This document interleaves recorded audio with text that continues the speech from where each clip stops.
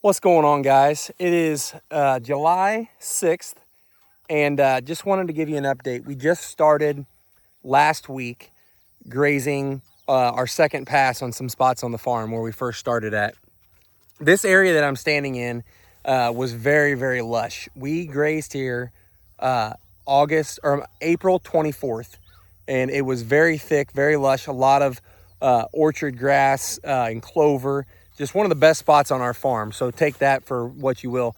But we did a total graze on it. I mean, we took it down, we harvested high harvest efficiency on it and trampled it in. Some of this got wet a little bit, got a little puggy, was a little concerned about some of the regrowth that we're gonna show. And it's hard to capture on a video, but I just wanna take you through.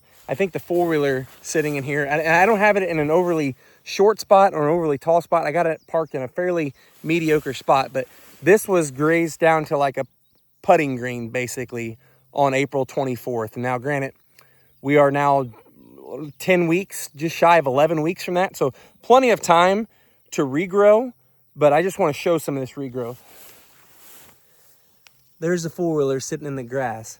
There's plenty of seed heads out here, but it's only from the stems that got left behind last time. Everything else that we're seeing is extremely just lush and leafy. If I pull some of this up, sorry, orchard grass, but I'm gonna pull some of this up. Oh my gosh, it's got strong roots. I can't get it. Oh, there we go. So that's what we got. And folks, there is like almost no stem on that.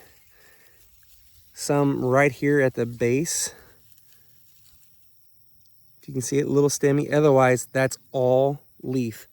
And if I kind of pan here, that's everything we're seeing now. You're getting into our wheat field where we got the Sudan grass, which is coming up. I'll do a video on that, but I just want to pan. That is everything pretty much we're seeing here. Now, there were some bare spots, and those bare spots are kind of filling in with some of this. I believe this is barnyard grass, warm season, and some foxtail.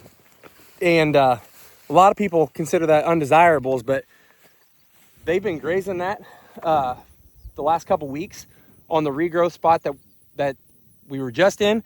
There's almost no cool seasons there. That was where we had all that pennycress at, and it filled in with all these little annual warm seasons like barnyard grass and foxtail, and they've been making a really, really good living on it, and it's been going a long way. They've been getting a lot more time out of it than I expected them to. So I am just really thrilled. I was really afraid we were going to be feeding a lot of hay this year because we don't have established pastures, and not knowing what kind of regrowth we were going to get with this total grazing, but it has been fantastic. Now granted, I couldn't come back on this in 30 days like I normally would have if I was selectively grazing. If I was doing the 1/3, 2/3, I could probably come back 4 weeks. I could probably come back and regraze. The tips of those plants would be back in, but the quality of it is not like this. I've been grazing now for 5 years.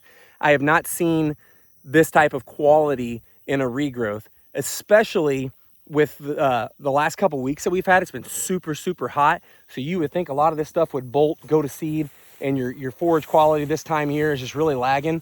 And guys, we have got, oh my gosh, I'm gonna say 3 weeks of grazing out here, and then other stuff that's gonna be fully recovered already. And within 2 weeks, probably 2 weeks from now, you're not gonna look out here and see any wheat stubble. It is gonna be an ocean of sorghum-sudangrass. I just drove out there. It's coming up here. I'll just hop over the fence real quick. We'll just do this right now. Bear with me, guys. Go for a little walk.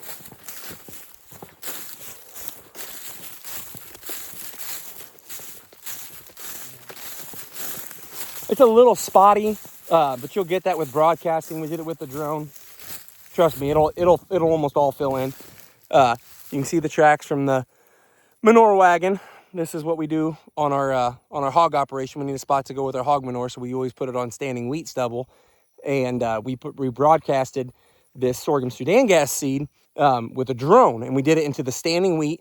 We harvest the wheat, That straw comes out the back end of the harvester, the combine, goes on top of that sorghum-sudangrass seed, just like if you were establishing a lawn at your house. You put the seed on you get the soil bed ready, put the seed on the ground, put some straw over top of that to keep the moisture on it and keep a good seed to soil contact going on. Always the best way to do it is to get it down in the soil a little bit, but this is kind of an easier way of getting it done in a timely manner. And then we put our hog manure on top of that, and the sorghum-sudangrass just goes berserk. So this is what we got right now, July 5th. That's what it's looking like. And I promise you, a week from now, definitely 2 weeks from now, this isn't going to be gold. This is going to be green. It's going to be an ocean sorghum-sudangrass. So, and then we're probably going to bale some of it, to be totally honest with you. Just because we're going to have so much, and I don't like baling, but I'll most likely feed those bales right back out on the same ground.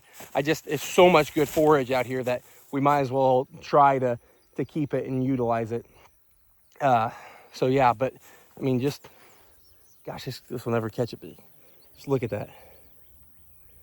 This was all total grazed, and it's all just leafy, all leaf, almost no stem on the regrowth, which again, that's one of the big differences in this type of grazing program. I mean, there's lots of major differences, but just like Jim Elizondo talks about, you take it down, you take that stem, you get rid of that stem, the regrowth is almost all leaf, and you're getting that leaf, which is so highly palatable and nutrition packed. It's coming at the perfect time of year, July, August, when you're hot, you're in a slump, your forages are lagging and everything.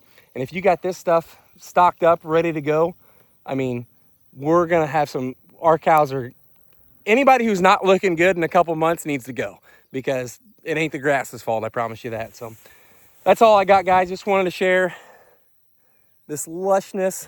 I'm loving it. Making me consider how much of this I actually do want to reseed with a pasture mix this end of August, September. I'm still going to in spots where it's pretty poor, where there's only warm seasons coming up. But other than that, I mean, there's just fantastic growth out here, diversity. Just loving it. We only applied seed here a few years ago, and it didn't take. So what you're seeing here is almost all just natural, right? And it was a bean field for years, and I mean years. I know at least 7 years in a row, tillage beans, because that was my family farm. That's what we did. We rented this, and it wasn't good enough soil for corn. Financially, we couldn't afford to put a corn crop in because it wouldn't give us the return we need. So we had to put it in beans. And I understand why my dad and family did it. I get it. You got to pay the bills and the operation that you have. We're going a different direction with it. And this is our 3rd year grazing this as a pasture, and by far have never seen it look like this ever. And just really thrilled with it. Again, we only applied seed one time, and I know for a fact it did not take, or very, very little of it took. So everything you're seeing here is just what Mother Nature and management. That's it, Mother Nature and management. And just really pleased with it. So excited about what the future of this program is going to bring. So I've rambled long enough, guys. Just want to share it with you. Appreciate it. Have a good one.